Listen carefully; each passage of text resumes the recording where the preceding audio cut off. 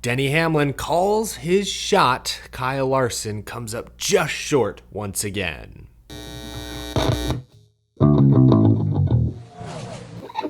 How's it going, y'all? My name is Eric. Welcome to Out of the Groove. Let's talk Dover, the Monster Mile, a very unique racetrack. Concrete surface, 1 mile in length, high banked, shoot even on the straightaways. Beautiful looking crowd, beautiful weather, a little warmer than practice and qualifying yesterday, allowed rubber to get put down, the groove to widen. So nice to see a NASCAR Cup Series race at a multi-groove track. It's been way too long, not counting Talladega last week, which is its own beast. Texas is basically one groove. Martinsville, basically one groove. The next gen car needs multiple grooves to put on decent racing. And even then, as we'll discuss more in a moment, this car is far from perfect, but a good solid race out at Dover today. We'll put this race on the groovy gauge towards the end. We'll talk about some of the top finishers, some other very interesting storylines, but I want to begin with the finish and the race winner. So far, this season has been defined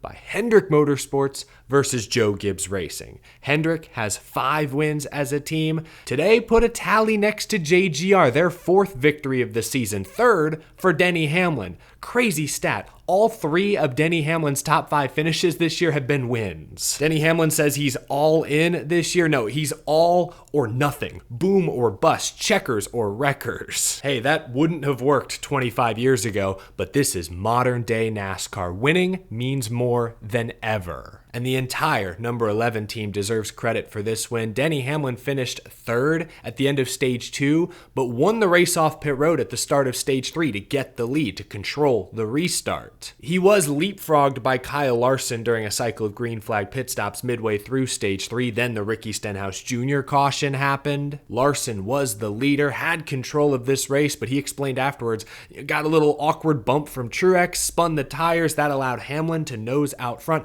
Big wreck. Bubba Wallace, Christopher Bell, William Byron. Denny Hamlin was the leader at the most recent scoring loop. He was able to control the race on the final restart, had a great short run car, built a 2-second lead, and saved just enough to impede Kyle Larson's late race charge. But let's talk about those final, 20 laps. Kyle Larson was clearly faster than Denny Hamlin, but never quite got close enough to make a move. Kyle Busch, who was not in the picture, basically predicted how this race would play out during his press conference yesterday. The biggest struggle with this car is you can use it more as a defense tool of air blocking and everything else of the guys behind you than being able to go out in front of you and pass the guy in front of you. Like, you can literally be catching the guy in front of you and him just start mirror driving and putting his car where you are and not even worrying about where he needs to go forward to pass the guy that's in front of him, So if you'll allow me, I'm going to make a stick and ball sport analogy because I know y'all just love those. Many would argue that the NFL has made rule changes in recent years to favor the offensive side of the ball. They want to see more points, so as a result, they'll call more roughing the passer penalties. You could argue the NFL has changed the rules to favor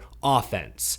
I'd argue the exact opposite is the case here in NASCAR, especially with this new next-gen car. Now, drivers who are playing defense have a significant advantage at most racetracks. Before I make my larger point, I do want to give Denny Hamlin the credit he deserves. Sure, he was able to take advantage of clean air, aero block Kyle Larson, but he still had to run 20 damn near perfect laps. He still had to execute in the clutch under pressure, and he did that. I know he's driving a good race car, but there are a lot of other drivers, even in the NASCAR Cup Series, who likely would have folded if they were in that exact same scenario. Denny Hamlin is a future Hall of Famer. He is a fantastic race car driver. He deserves all the credit in the world. He ran a fantastic race, especially that final run. So I really don't want to take away too much from Denny Hamlin winning this race.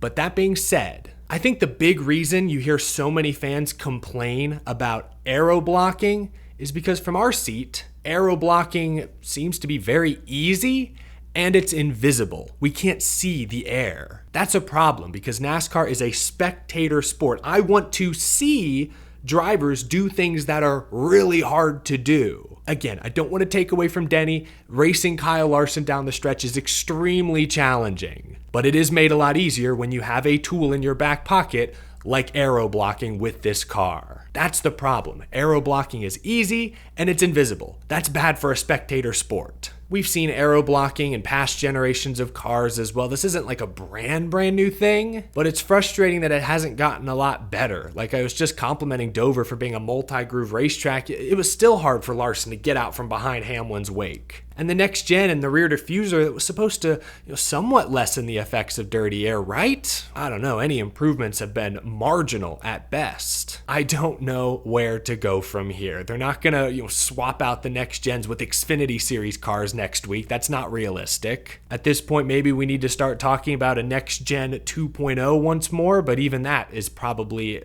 at least a couple of years away. It's just far too expensive to completely overhaul these race cars so soon. You're never going to completely get rid of aerodynamics, aero blocking, dirty air. You're never going to get rid of it. No, these crew chiefs, these teams are far too intelligent. These cars are massive machines cutting through the air at 180 miles per hour.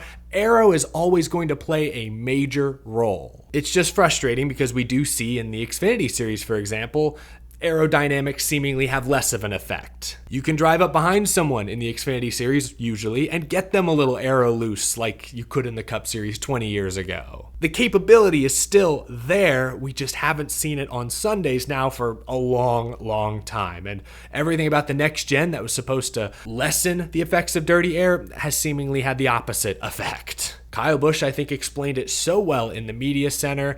With this next-gen car, defense now has an advantage over offense in NASCAR. And, most other sports, they want to see points. Football wants to see more points. The NBA, scoring is up all-time high. Major League Baseball, we want home runs, offense. Every sports fan wants more offense. I know defense wins championships, but offense sells tickets. Right now, offense is at a huge disadvantage in NASCAR, and that's why so many fans are up in arms. There's such an uproar. That's the point I wanted to make. Again, not to take away much from Denny Hamlin. He did a fantastic job there down the stretch. Again, there are drivers in the Cup Series who couldn't have held off Kyle Larson the way he did. It still took tremendous skill to pull off this victory. On that note, let's pull up the top 15 finishers. Again, I said earlier, this is Denny Hamlin's third win of the season. I made the checkers or wreckers reference. Shoot, all three of his top 5 finishes have been wins. We've seen him at Texas crash out racing for the win.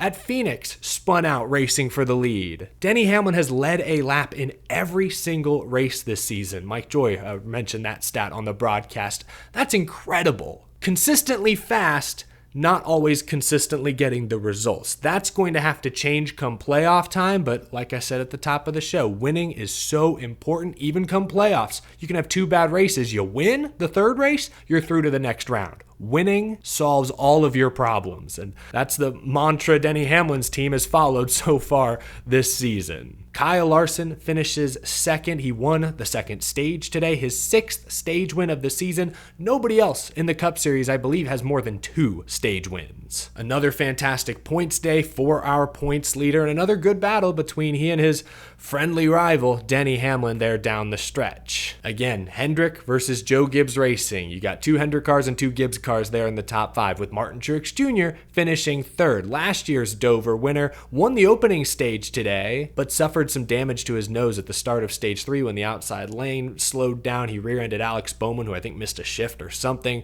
had some damage on the nose. I'm impressed Truex managed a 3rd place finish with as heavy of damage as that appeared to look like. Ryan Truex got the win once again in the Xfinity Series race Saturday. Martin came up just short of pulling off a 2nd consecutive Truex Dover sweep. That would have been insane. Chase Elliott is the 2nd Hendrick car, finishing inside the top 5. Kind of a quiet day, but a great finish for Elliott. And Kyle Busch, I don't want to gloss over him. Richard Childress Racing needs something like this. Kyle Busch qualified on the pole, that's huge, but then faded to kind of the back half of the top 10. He was consistently like 4th to 7th today. When that Ricky Stenhouse Jr. caution came out in the middle of green flag pit stops in stage 3, Busch had to pit an extra time to fill up on gas, put fresh tires on it, but I worried with how important track position was. He would finish 8th or 9th. Now now he drove his way back up to 4th. So well done, Kyle Busch. They stayed with it all day and got a great finish. More of this, please. I'm sure that's what all you Kyle Busch fans are asking for. Noah Gragson caught a break with that caution in the middle of stage 3, but he had a pretty good car, at least on the short runs. He qualified 5th today. Ran top 10 the opening stint, but towards the end of stage 1 faded to well outside of the top 10, eventually was mid-pack. Looked like he was going to finish 17th, 18th at best. Catches that caution, gets that track position back in, final 60 laps of the race. He held on for a decent finish. Really good finish, honestly, by Stewart-Haas Racing and really Ford standards these days. Well done, Noah Gragson. That's his 4th top 10 finish of the year. Right behind him, Ryan Blaney, who was probably the best Ford for most of the race. There was a good stretch where he was leading early on, and there were no other Fords anywhere in the top 10. In fact, the rest of Team Penske was like 20th. We've talked about this before, but several times this year, Blaney's running 2nd, 3rd, 4th, and Joey Logano's 15th. They're both champions. They're both the 2 most recent champions. Like, there shouldn't be such a disparity. If one's running 3rd or 4th, the other should be running 5th or 6th. I don't understand that gap. But Blaney, I know he was the 2nd best finishing Ford today. He has been the best overall performing Ford all season long. That continued once again today. Ford clearly has a ton of work to do, as you don't see another Ford driver until Josh Berry, Austin Cindric here just inside the top 15. They are woefully behind. At one point, it was great to look up and see a Penske car leading. You had a couple of Stewart-Haas guys, Briscoe, Gragson in the top 10. I looked up and saw Michael McDowell in the top 10 after a great qualifying effort. But then Ford crumbled. McDowell sped on pit road. His day was over. I mentioned Gragson fading on the long run. Same thing happened to Briscoe. Just another mediocre to bad day for Ford. I don't know what needs to be done. They are too far behind at this point for it not to raise some alarms. Want to give a shout out to Daniel Hemrick. Had a decent car, qualified top 15, so when he caught a break on that Ricky Stenhouse caution, he was more or less able to hold on to his track position and get a top 10. Well done. Both Collin cars were pretty quick today. AJ Allmendinger ran inside the top 10 for much of the day, so that's a great sight to see. Ryan Preece finished last today after smoke inside the cockpit just would not go away. I think they said the door foam caught fire. I'm not sure if that was ever confirmed as the reason for the DNF. All I know is I saw Bob Pockrass's clip of Preece when he got out of the car. He was upset and believed this was an avoidable mistake. This team is trying to mount a charge to get back into playoff contention. A last place finish is the last thing this team needed. A few drivers got caught up in that big crash early in stage 3. When the Stenhouse caution happened, a bunch of top 10, top 15 cars got trapped a lap down, had to take the wave around, so they had to restart behind much slower traffic. That bottled things up on the restart. Looked like Zane Smith, who was a couple of laps down, drifted up into Bubba, spun him out, collected Byron, Christopher Bell. Heavy damage on all 3 of those cars. Back-to-back bad breaks for Bubba Wallace. Try saying that 5 times fast. And Christopher Bell, 4 straight races with a wreck. At least one wreck. I mean, that's not including, his spin in practice qualifying yesterday. I think, remember, if I go back to Martinsville, didn't he spin out a couple times in that race? Maybe I'm misremembering. It has been an ugly month for Christopher Bell. Shoot, after that Phoenix win, I thought sky was the limit. I thought he was just going to keep getting better, win more races, more top 5s. The exact opposite has happened. They have not had consistent speed, and they have not executed. Bell has been making mistakes. I guess the cars haven't always been to his liking. Today, they were the worst performing Joe Gibbs Racing Toyota. They were worse than both 2311 Toyotas for pretty much the entire race until they got caught up in this crash. That's not okay. What happened? They were looking like a championship contender 5 weeks ago. What's going on? On a more positive note for Toyota, Corey Heim finished 25th, making his NASCAR Cup Series debut, substituting for Eric Jones. What a whirlwind of a weekend it was, I'm sure, for Heim. Runs the Xfinity race yesterday, didn't go very well, but now he's making his Cup Series debut in a substitution role at a challenging racetrack. Dover Motor Speedway is quite literally a roller coaster. He's rocking the Richard Petty tribute scheme, and then this morning we find out that the normal 43 crew chief, Dave Ellens, isn't there. He had to return home for a personal matter. Hoping the best for him, but now Joey Cohen is stepping in as interim crew chief. So you've got an interim driver, an interim crew chief, challenging racetrack. Oh man, the odds were stacked against Corey Heim. Didn't qualify particularly well, but was likely just trying not to overstep. He got better as the race progressed. Was a legit top 25, maybe even top 20 car at times today. So all things considered, fairly impressive. Cup Series debut. We don't know yet who will be in the 43 car next week. Eric Jones was at the track this weekend, says still that he's week to week, he's feeling better. Jimmy Johnson even suggested that maybe he could drive the 43 in the future if need be. Jimmy was 29th today at Dover, finished once again, but still not the fast Jimmy Johnson we came to know at Dover Motor Speedway for many years. But those were some of the top finishers, top storylines. Now let's put this race on the groovy gauge. Powered by electric e-bikes. Head to electricebikes.com to learn more. I've been riding my electric XP 3.0 quite a bit recently. The weather's been good, riding around the neighborhood, fun times. Be sure to check them out. I thought this was a pretty good race. The aero blocking frustrations aside, Denny Hamlin, Kyle Larson, that cat and mouse game, always entertaining. Like I said, they're friendly rivals. They'll both be championship contenders come October this year, I'm sure of it. I thought today's race was pretty good overall. Even the long stretches, like in stage 2, we went caution-free, had a full cycle of green flag pit stops. It was still interesting. Corey LaJoie employed a very different strategy. The top 4 or 5 were never separated by more than a couple of seconds. We had some comers and goers as cars changed over the course of the long run. So even the drier portions of this race I thought were okay. I'm going to go 70% for today's race at Dover. Pretty good race all around. The finish was a little bit frustrating, but still had me on the edge of my seat.